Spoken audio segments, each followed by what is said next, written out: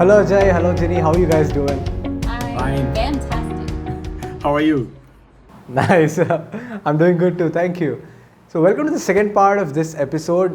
In the previous part, we were discussing about supplements for gymming, and we spoke especially about whey protein and the effects of that and everything. So in this episode, we'll dig a little deeper into it. So firstly, can you start off by telling the different types of whey protein that are available? Yeah, well, whey protein, I guess they make it in two different ways. The first one is they actually, while they I think I alluded to this earlier, while they're manufacturing cheese, they take out the curds, and those curds can be made into whey, and then they make a powder out of that. So that's basically going from big, large protein chunks into, almost like amino acid, but still protein chunks. The second way is they assemble it in the lab. So the first one is called whey protein, just protein powder, whey protein powder. And there are several manufacturers that make it. The second one is called BCAA, branch chain amino acids, which basically is created in the lab. They take amino acids and provide it to you in a powder, which is a lot more expensive. I guess the good part about those is that it can be much more easily assembled in your body. However, the bad part is that, unlike a whey protein, it will not have all the components that you need because it's engineered. Right. So actually going on to the next question, I've experienced this myself, and I feel it's important we get this topic out there. And I think we've made a small video on this also, but can you explain to me how whey protein causes acne or makes it even worse? So can you give a little highlights on that? So I guess what's important to know about whey protein, which we may have mentioned last time, because it's an animal product, meaning it comes from milk or cheese, it does unfortunately contain a lot of natural oils, although they're natural but still not good for you. So basically acne is an inflammation of your oil glands, which are at the base of all your hair follicles. So you have hair follicles all over your face, so it kind of makes sense if you eat more oil in your diet, then the oil glands at the bottom of the hair follicles will become larger, and that's when you see acne start to pop up. So a lot of people, without realizing it, will start to have worsening acne the more dairy products, including whey protein, that they consume. One other thing, I don't know if you mentioned it or not, but we just released a teeny tiny, like a 2-minute video just on this, on acne and how to prevent acne. Yeah.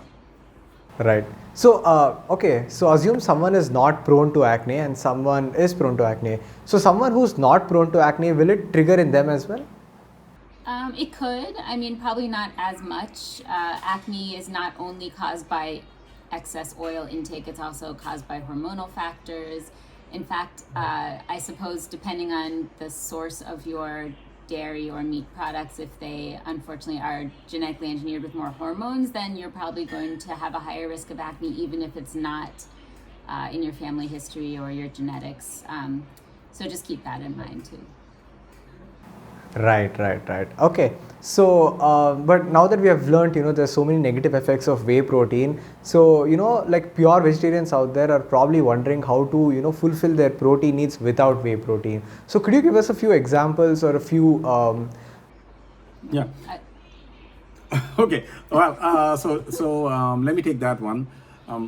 So the plant-based proteins are not as close to us in the sense as not close to human being. So they take a little time for assimilation. However, in the long term, they will not have any of the saturated fats. They will not have any of the hormones, etc. So it's a lot easier on the body in the long run. So should always consider that as a factor, because those things will not hit your kidneys as badly. It will not hit your liver as badly at all. Yeah. So it's good to consider those. What we do in our house is primarily I guess. I have a protein made out of pea powder, and it may not be as efficient as whey, but it still gives me enough protein that when I exercise and after a few days of continuing to take this protein powder, I do notice a difference in my physique. That's one. The second is you don't have to have a protein powder. I don't know if you want to address that right now or not, but for example, Dr. Jenny uses she has peanut butter. the peanut butter that has very little oil, with fruits. It's a good way to substitute. And the third one, which I think I should have said that first more than anything else, is just simply incorporate a lot more protein in your diet itself. So when we plant-based, so one of the things that we do is every single day we have to have some lentils, chana, or rajma, or the black-eyed peas, and and so on and so forth. That has a ton of protein and a ton of fiber. So it not only gives you protein, but it also takes away some of the oils from your system, like cholesterol and so on. Anything else? Yeah, so a couple things. One, other than pea protein powder, which is a little expensive in some places, although we like it because it doesn't have an aftertaste, you can also have soy protein powder. And please don't be afraid of soy. I know there's a lot of rumors that soy makes men feminine and soy causes breast cancer. That is not true. Maybe we can have a whole other video based on that, because that drives me insane. Soy protein is very, we have it, our kids have it every day. They have soy milk in their cereal every day. So if we give it to our kids, it's safe. And the kid that is mostly all vegan and never touched milk in his life is in the 80th percentile of his height. So it's not like it stunts anybody's height. Yeah. And then also, other than beans and lentils, green vegetables actually have a lot of protein. You do have to eat a larger quantity, but there's never too many green vegetables. And other protein substitutes, which again might be a little more expensive, but I think are very tasty. Tofu, seitan, which is basically the protein made out of, when you take the starch out of wheat, you get a protein, a very good protein. In fact, it has more protein than meat.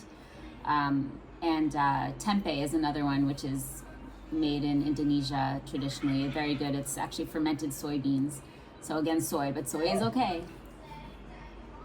Right. So we actually keep using this term, that is enough protein, that is a lot of protein and things like that. So what is actually enough protein? How much grams does a body need? Does a healthy body need to function properly per day? Because we keep hearing this thing that you need 1 gram of protein for every 1 kg of body weight. So is that actually true for a person who's probably looking to grow some muscle? Does that logic hold good? So what do you think about that? Yeah, that's actually not true. I think I actually see that on billboards driving through Mumbai. So that's too much protein. In fact, you really, it's a lot less. The protein requirements for maintaining a healthy body are much less than most people think. It's 40s, about, this is an average person, 46 for a female, an adult female, and 56 for an adult male. This is like a, not a athlete, like a marathon runner, athlete, bodybuilder. They would need more because they burn off more with their exercise, but not that much more. So they don't need, nobody needs 150, 200 grams of protein per day. I think last time we mentioned the deleterious effects that can have on your body. So, I would say most people should aim for about 50 grams per day. I think that's a good middle number. One fun fact, like our son says, one fun fact is that the original protein quantity was not derived from doing scientific studies.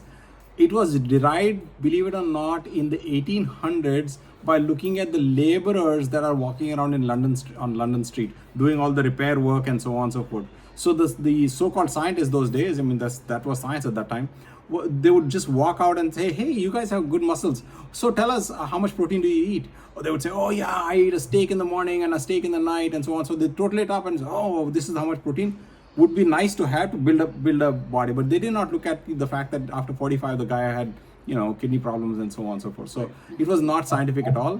And now that we're looking at things, we can tell you with assurance that there is nothing called protein deficiency. Right. So thank you so much, Ajay and Jenny, for joining us here on Circee TV. I hope to see you soon again. We'll come back with a lot of amazing topics ahead. And I will also like to ask all of viewers to leave down on the comment section what they want to see more and how did they like this video. So until then, see you all. Thank you so much. Thank you. Sounds good. Thank you. Thank you. See you. Bye.